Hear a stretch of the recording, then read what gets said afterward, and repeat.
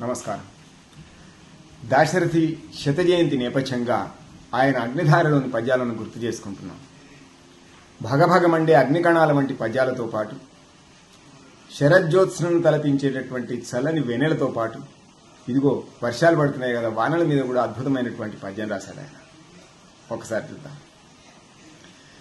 భగ్గునమండు గ్రీష్మ ఋతువాసరతాపములొక్కమారుగా తగ్గెను, వానగాడుపులు తాకెను, సోకెను సన్నజాజి పూ మొగ్గలపై తుషారములు.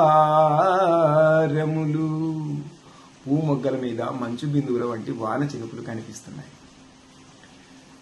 సన్నజాజి పూ మొగ్గలపై తుషారములు, పొంగిన బంగరు చనుదోయితోడిగె విహాయసమ్మును తటిన్నటినన్ వరించు కోసమై.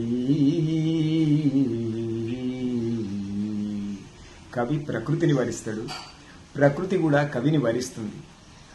ఆ తటిల్లత మెరుపుతీగా నన్ను వరించేందుకోసం ఆకాశం నుంచి దిగి వచ్చిందని చెప్పినాడు. ఎంత అద్భుతమైన ఉత్ప్రేక్ష కదా.